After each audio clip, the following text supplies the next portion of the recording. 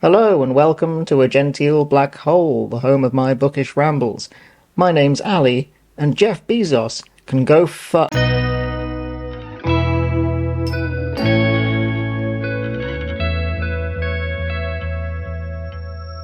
I'm sure you've heard this already, but as of the 26th of February 2025, Amazon will no longer allow you to download your Kindle purchases to any other device, only directly from the cloud to your Kindle. This will permanently lock your purchases to your Amazon account. You will only be able to read them on your Kindle device or on the Kindle app. Despite having paid for each individual book, Amazon is effectively asserting that you don't own them. Instead, you own a license to access Amazon's copy of the book, a license they can revoke at any time, and a book they can delete or edit without warning. This is something that I'd been concerned for a while might happen. The worry had been niggling away at me, and luckily I acted on it. Even before this change came to light, I had already backed up my entire library. Now, I'm not telling you what to do. I'm not your mother. But if you do want to back up your Kindle books while you still can, there are plenty of videos out there showing you how to download the files and convert them to load onto other devices. Anyway, despite my concerns, until recently I had continued to use my Kindle. It's the device I already owned, and buying books on it was easy, convenient, and familiar, all things that Amazon's business model relies on. But this new development is the final straw for me. I hereby refuse to buy another Kindle ebook. I have also decided to stop using my Kindle device. Yesterday, I received a new Cobro Libra Color. It was my birthday earlier in the week, so let's call it a birthday present to myself. And once I put my old ebooks on here, I will officially be Kindle free. But why is this such a big deal to me, I hear you ask? Well, for context, I'm from the 1900s. More specifically, I was born in the 80s and grew up in the 90s. Back then, it was understood that when you bought a book, an album, or a film, it was yours. It was a real, tactile object that you could hold in your hand. You could gaze at the album artwork while you listened to the music, maybe read the lyrics in the booklet, or look at the list of band members and wonder what else they'd played on. You could line up the cases on your shelf in alphabetical order by artist and chronological order by album, or some other less good order if you prefer. In short, you had the responsibility to look after them and the right to do with them as you pleased.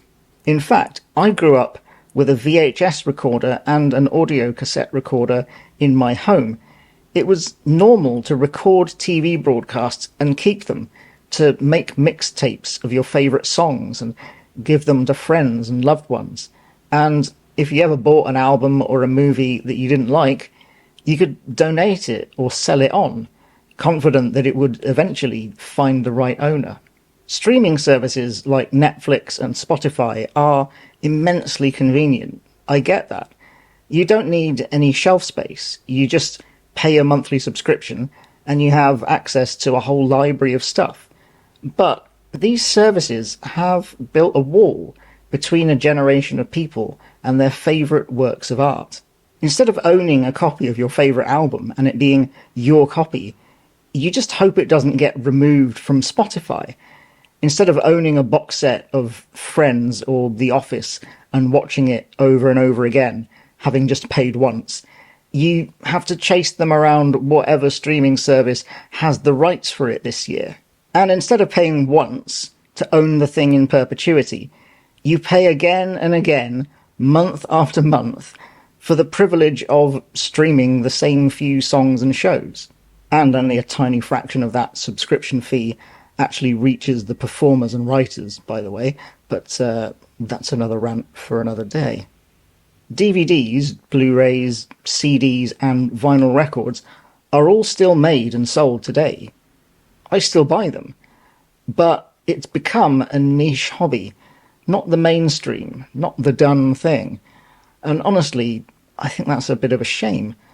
But from what I can see, readers still have that same kind of relationship with books. It's still common to buy physical books, to fill our bookcases to bursting, to give and receive books as gifts.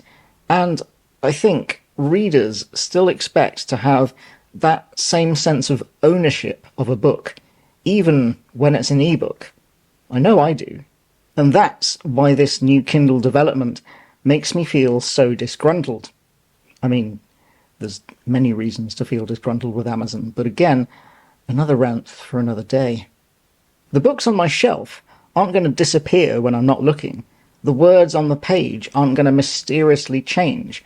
The cover art is not going to get suddenly switched out for the movie tie-in edition, with photos of actors that look nothing like their characters, and an irritating little sticker in the corner that says "Watch it on Netflix." And I want that to be true of my ebook collection too.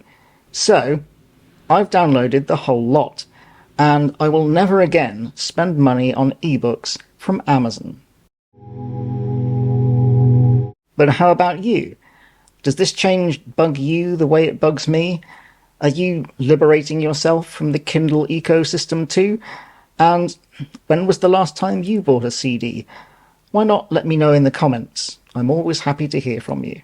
Anyway, that's about it from me today. I hope you're having a lovely day, and I will see you when I see you.